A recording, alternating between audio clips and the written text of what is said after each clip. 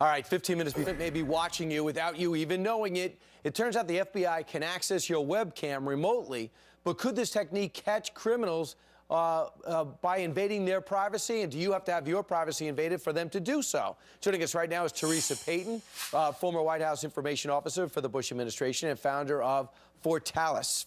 First off, Teresa, where do you stand on this?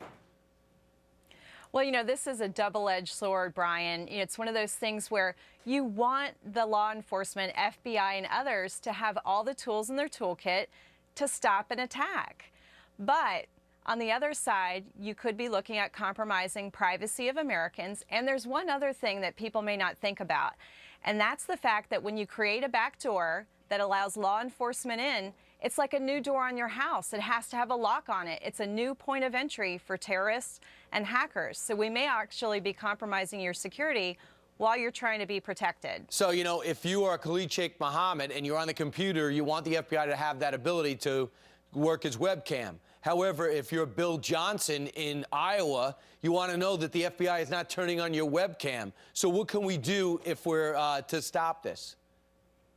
You know, and this is a really interesting question because a lot of people may not realize your webcam light will probably not turn on, and you won't even know you're being listened to or recorded. But there's 3 tips that you can do. One is when you're not talking to the internet on your computer or your device. So this also includes your tablets and smartphones.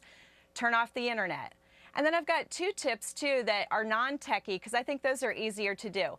The first one is never have these devices, your computer, your smartphone, your tablet, in personal spaces, the places where you get dressed and the places where you sleep. So that's a great way to make sure you're not being spied on.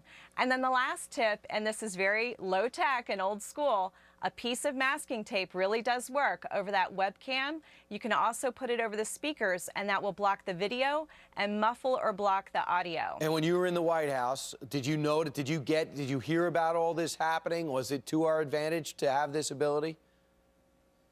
Yeah, again, it's that double-edged sword, Brian. You want to have the ability and use it properly, right? So filing warrants, filing the right paperwork, you want to have this ability because terrorists know how to hide their digital tracks, and we've got to continue to up our game. So keep doing it. Go through the court system. Just don't do it randomly because you want to. All right. Thanks a lot. Teresa Payton, thanks so much for joining us this morning.